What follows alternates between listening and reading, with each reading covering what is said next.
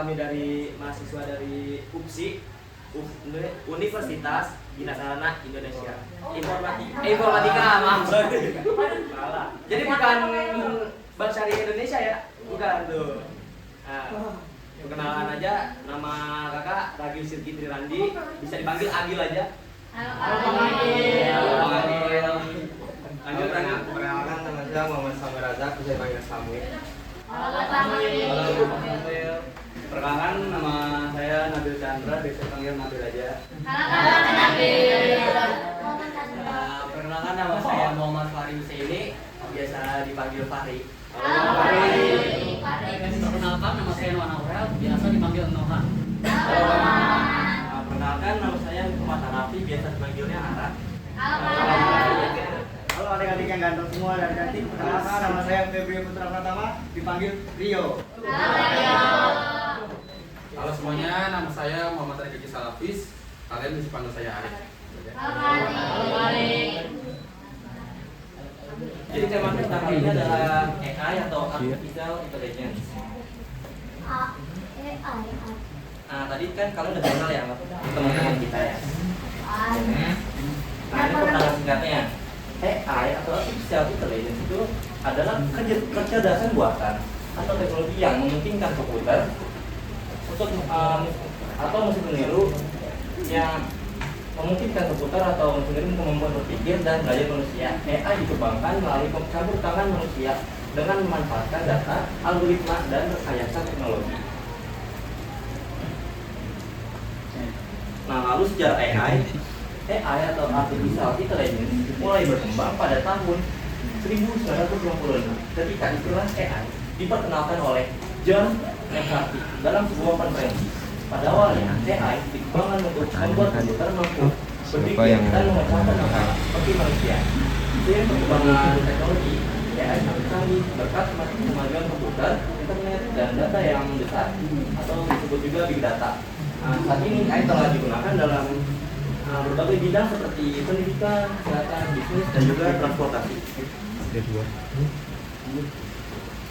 Lalu pelopor awalnya generatif teks AI, yaitu adalah Joseph Weizenbaum, adalah ilmuwan komputer yang menciptakan ELIZA pada tahun 1966.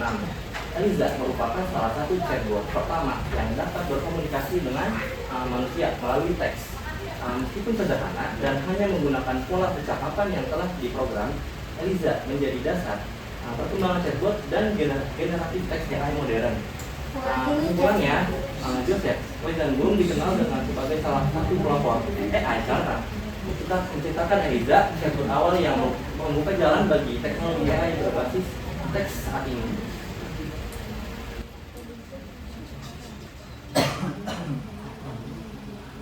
Nah, jadi apa sih generatif AI itu?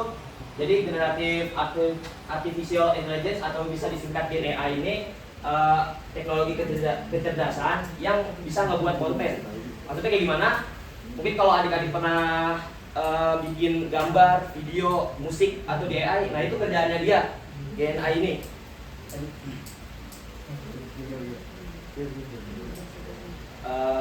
Apa nih? Bisa nggak?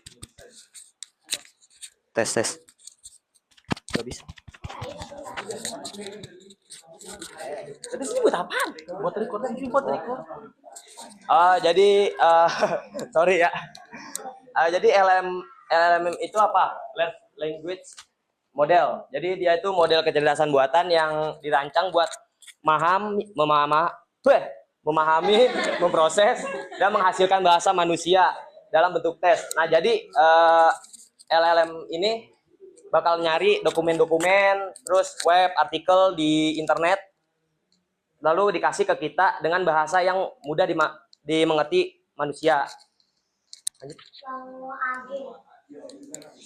Nah, ini contoh generate AI-nya. Di sini kita pakai 4 AI, ada ChatGPT, Claude, DeepSeek, Qwen, sama Gemini.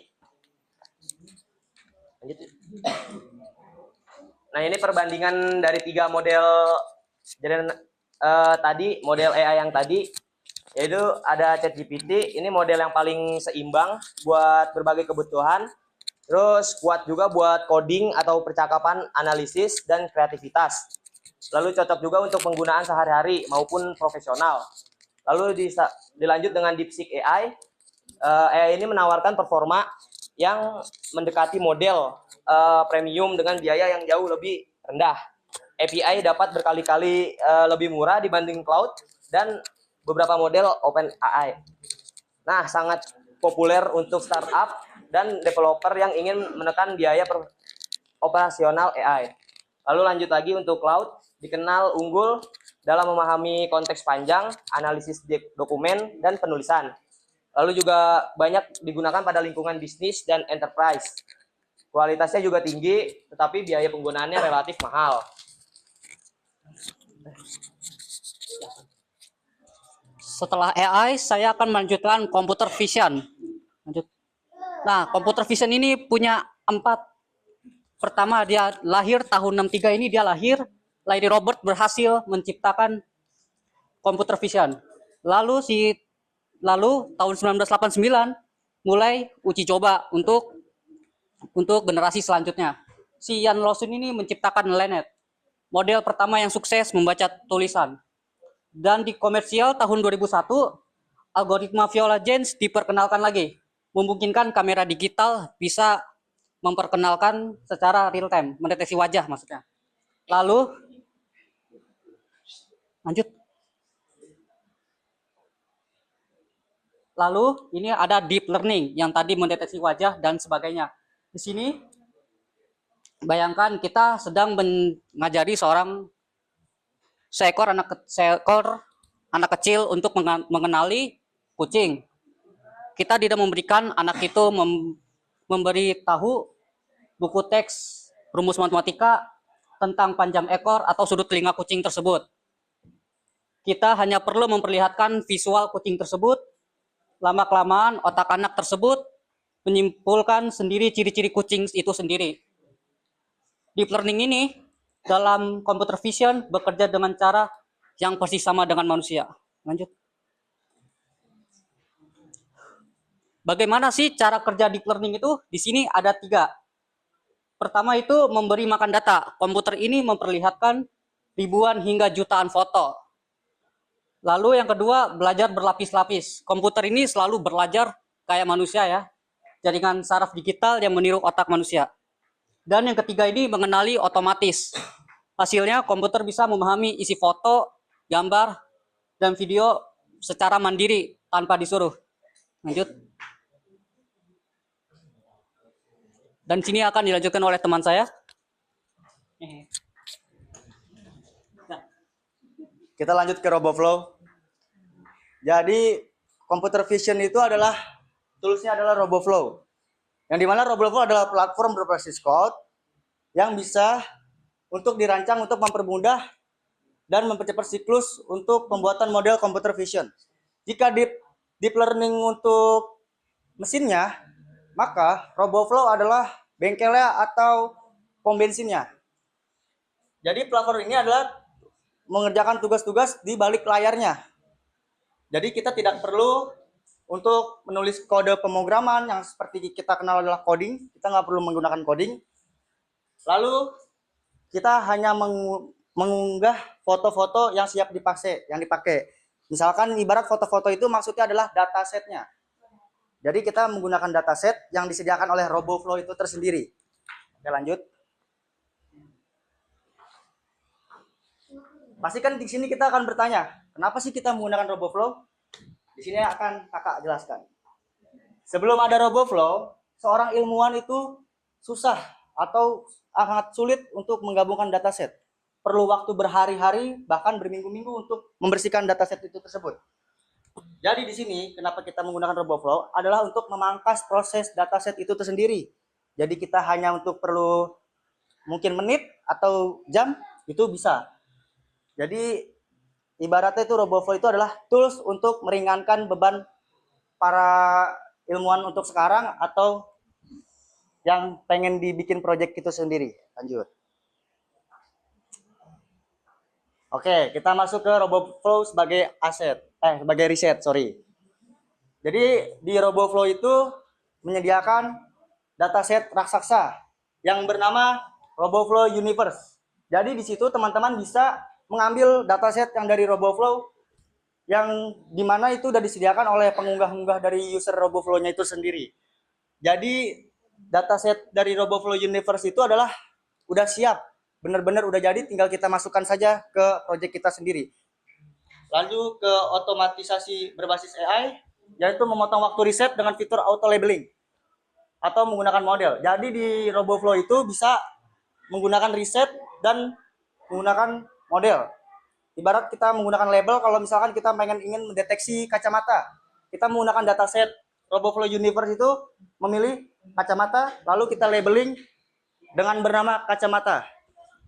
Lalu ada standar uji global atau RF100, yang dimana itu adalah menjadi alat tolak ukur atau benchmark dunia ini untuk menguji ketangguhan model AI baru di berbagai skenario industri. Maksudnya dari RF100 ini adalah dimana pas lagi kita sudah memasukkan dataset universe itu atau menggunakan dataset pribadi, lalu udah melakukan langkah yang kedua, lalu pas di sini adalah untuk mengetahui model AI kita seberapa konkret itu, atau ibaratnya udah berapa bagus model AI yang kita buat. Habis itu kita masuk ke dukungan akademis, menyediakan program research credits atau akses server dengan cloud gratis bagi mahasiswa dan penelitian independen. Maksudnya ini adalah pas kita sudah selesai bikin model dari RoboFlow-nya, ibarat kita bikin pendeteksi orang menggunakan kacamata atau tidak, itu bisa kita langsung pakai di RoboFlow itu sendiri secara gratis.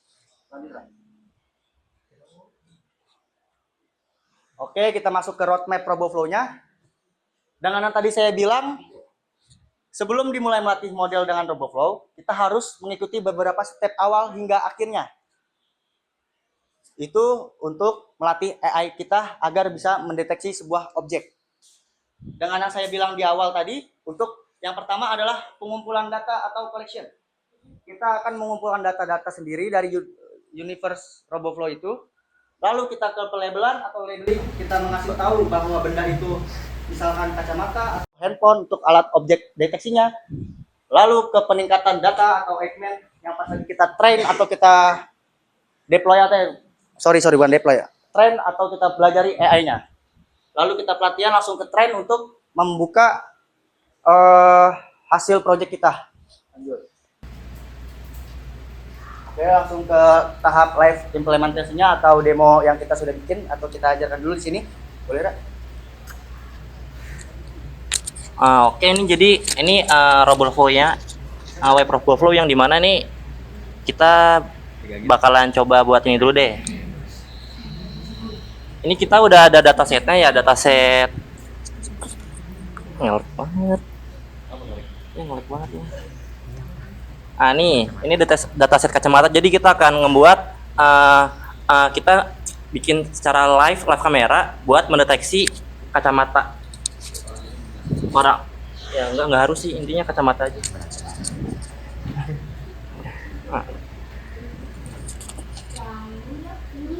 Ini kita mau nyoba dulu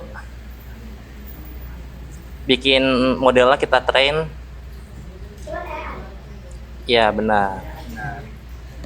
Nah di sini ada banyak sekali jenis arsitek model dari RoboFlow itunya ya. Ada YOLO, ada RF. Kita pakai yang RF aja.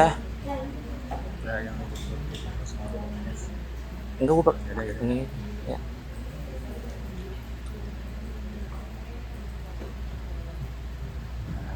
Ini namanya, ini checkpointnya karena udah pernah buat. Kita continue aja. Ini bisa sih bikin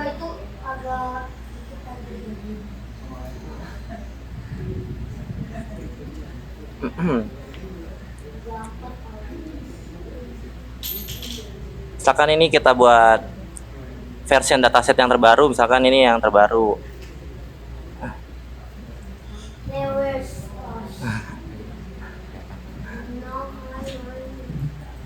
Kita start training.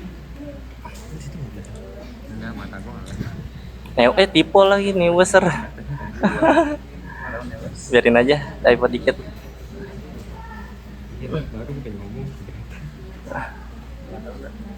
Nanti. Ini karena estimasinya lama banget ya. sampai 1 jam tuh perkiraannya. Jadi kita nyoba langsung aja yang udah pernah jadi.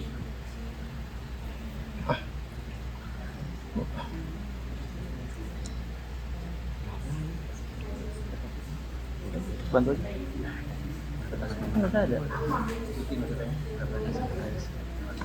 Nggak usah. Oh ya, ini buat ngetren modelnya juga datasetnya juga lumayan banyak ya, sekitar hampir ada 1.000 foto biar lebih akurat buat ngedeteksinya.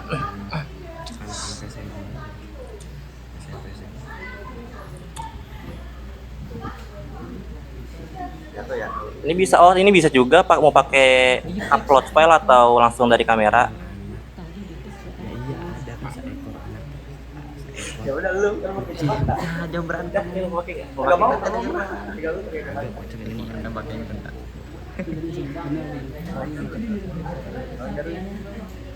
Enggak, emang lumayan ini. Enggak bisa.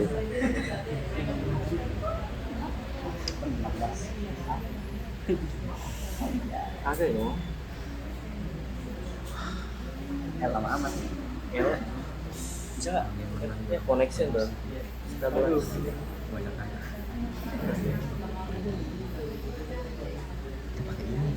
Hilang karena ini agak lama.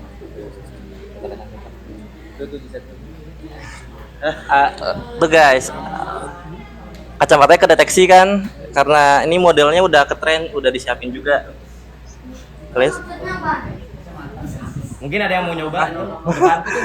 yang pakai kacamata mau nyoba nggak nih?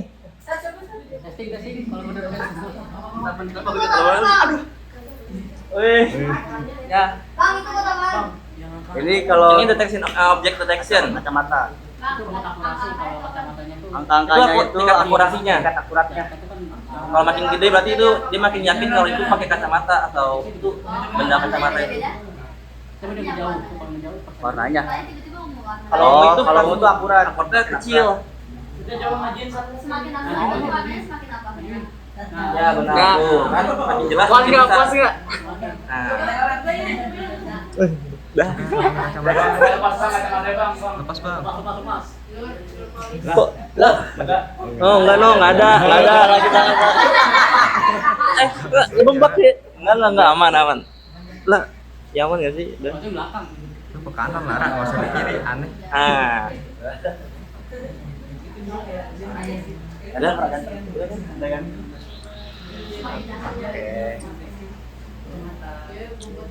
Ya udah nih.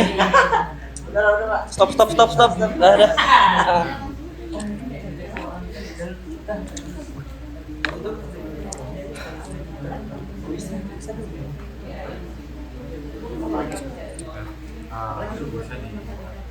Pakai itu loh.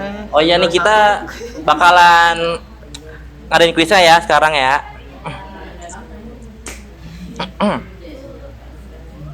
Pakai HP aja dulu.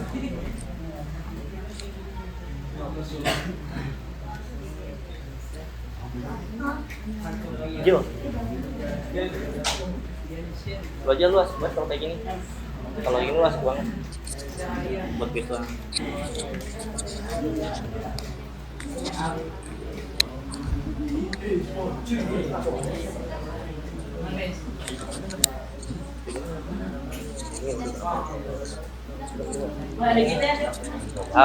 Oke, teman-teman, ini kita masuk ke kuis ya. Oh iya, ada yang mau nanya? Ya sih bertanya. Tadi kan dibilang katanya si gas detektor itu fungsinya untuk mendeteksi penggunaan kacamata. Iya. Sebenarnya itu bisa manfaat si aplikasinya itu sendiri. Kenapa kita mendeteksi kacamata itu buat apa aja gitu? Sebenarnya itu tuh nggak harus kacamata, itu bisa buat objek yang lain juga. Kebetulan nih kita cari yang mudah aja. Pakainya gimana? Bisa buat X-ray kah kalau kita masuk ke tempat-tempat Deteksi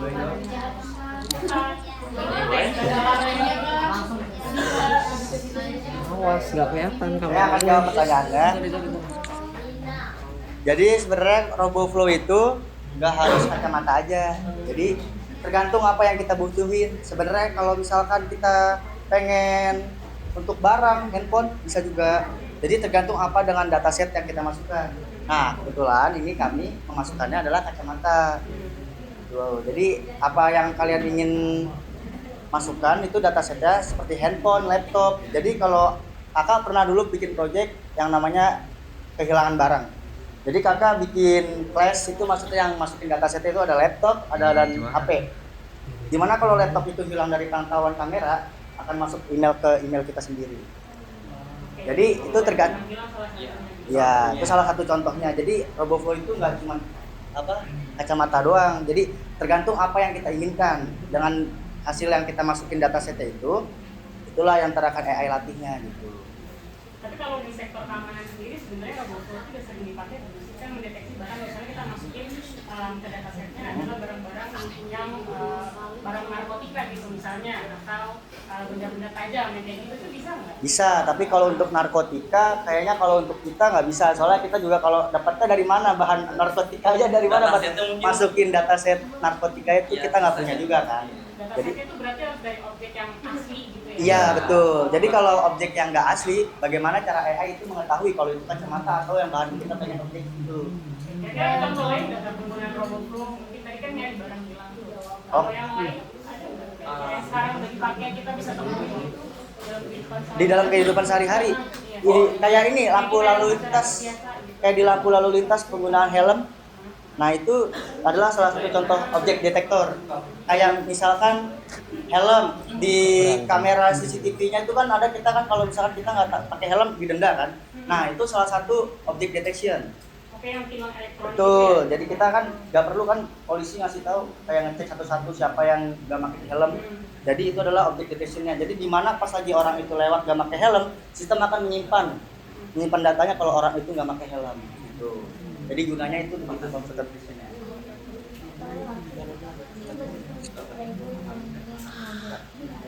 Apa ada lagi? Ada yang enggak yang baju merah mau nanya? Apa lanjut ke kuis lagi aja ini? Ada yang mau nanya nggak? Ada yang di belakang, ada yang mau nanya. Uji coba langsung. Yang tentang apa tadi yang? Oh udah pernah ya? Enggak, yang barusan lu coba langsung yang kehilangan barang ya? Apa yang mana? Kehilangan barang. Oh, sudah pernah saya coba juga. Mau nyoba? Waktu itu kebetulan kita ada bootcamp di kampus. Iya. Di bootcamp di kampus, jadi udah pernah kita coba juga. Mau sekarang gitu cobain? Iya. Agak bawa. Agak bawa laptop. Di laptop saya nggak bawa. Kebetulan saya nggak bawa, tapi saya pernah coba.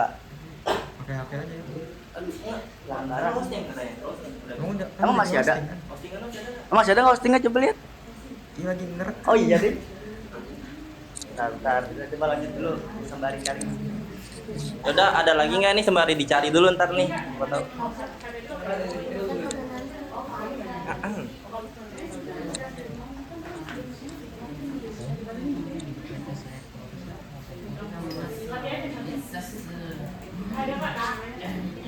Ya. Iya, mau nanya, kalau dari yang dijelasin tadi itu kan objek deteksinya, deteksi objeknya kan kayak objek benda mati. Nah kalau misalnya deteksi objek kayak manusia atau muka orang gitu, itu bisa atau enggak? Bisa banget.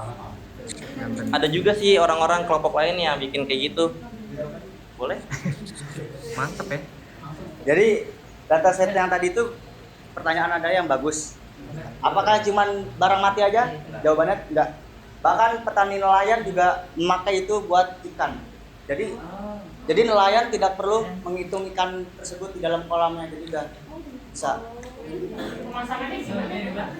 Pakai kamera juga, Ditaruh ditaruh di atas airnya. Jadi untuk include ke kolam itu, kolamnya itu bulat. Jadi situ ada kameranya. Ntar kalau ikannya itu akan terdeteksi, tapi harus jernih airnya. Harus jernih airnya. Jadi nggak perlu menghitung juga nelayan.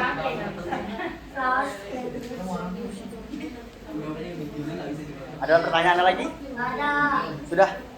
Kita lanjut ke sesi kuis ya. Yo, langsung yo.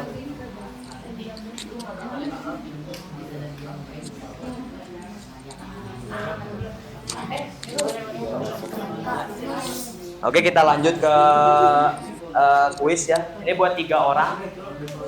Kalau yang Udah bisa. bisa jawab angkat tangan terus maju ke depan ya. Atau dari situ aja nggak apa-apa. Yang ke satu, siapa orang yang memperkenalkan AI pada tahun 1956?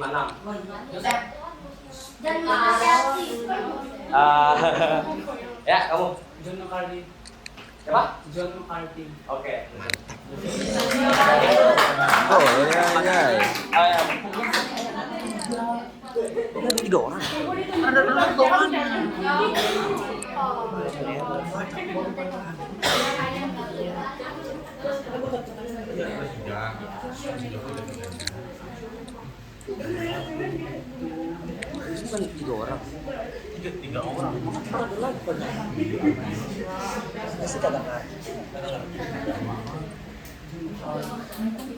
Ini dua nih, kodologi atau nih.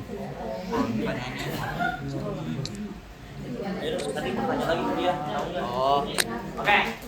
Ada kesalahan teknis ternyata. Ini satu, tadi kan udah banyak, udah jawab ya. Nah ini kedua lagi, siapa pelopor awal Gen AI?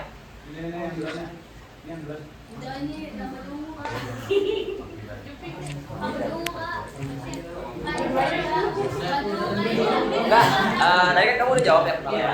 Nah, kamu tahu nggak siapa pelopor awal Gen AI? Nggak tahu. Berarti kita awal lagi dari yang pertama, pertanyaan pertama tadi. Gitu. Ini hangus nggak Kak? Kenapa? Hangus kan? Iya, Terus. Oh. Terus Nah, kita balik lagi pertanyaan yang pertama.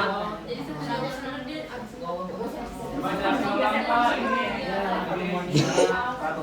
Baju parah. Jadi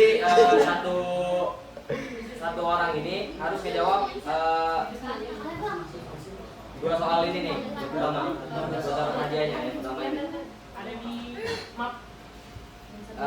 Siapa orang yang memperkenalkan AI pada tahun 1956 dan siapa pelopor awal Gen AI? Ya, siapa? John McCarthy, Joseph Weizenbaum. Ya, benar.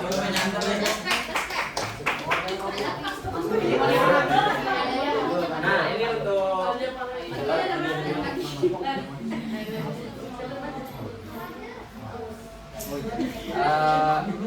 pertanyaan yang kedua. Apa itu generatif AI dan apa aja AI yang termasuk generatif AI? Kalau saya lagi boleh. Yang lain dong. Yang lain coba.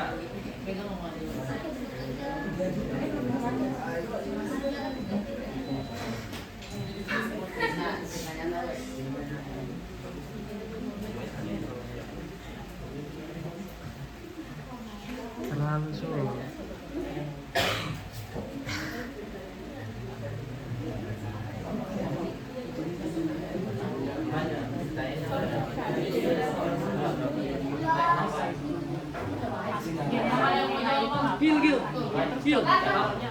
Ya. Ini pertanyaan langsung dua. ChatGPT, DeepSeek sama Cloud. Boleh.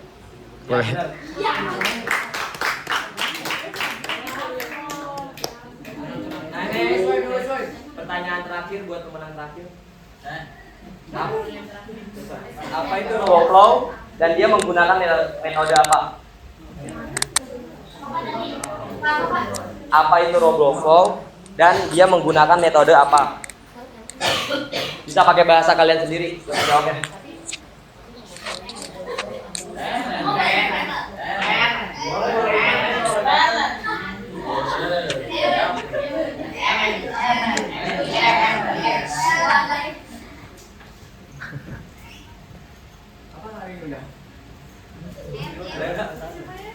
Coba itu sebelum.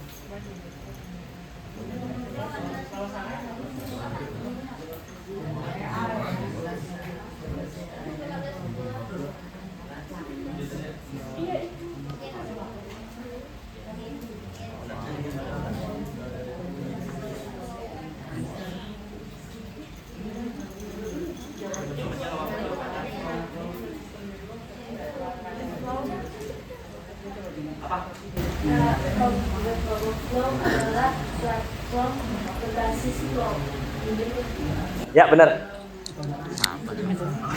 Apa ada metodenya kalau apa? Boleh yang tadi 3 pemenang tadi maju ke depan buat. Apa mau di situ aja? Ya di situ aja. Nah, ke depan aja.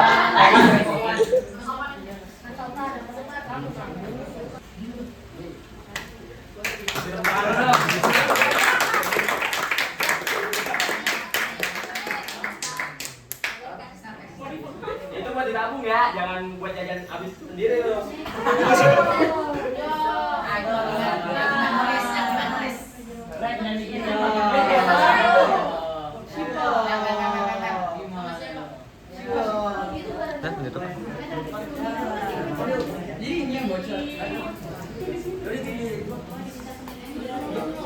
YouTube.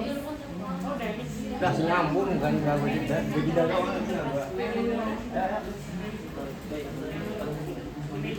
Mungkin segini aja ya representasi kami. Kami harap AI ini digunakan dengan benar ya, karena AI ini penuh dengan pro dan kontra juga, dimana satu sisi lain dia berguna bagi manusia dan merugikan juga.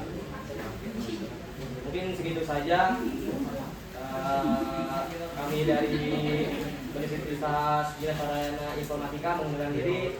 Selamat siang semua.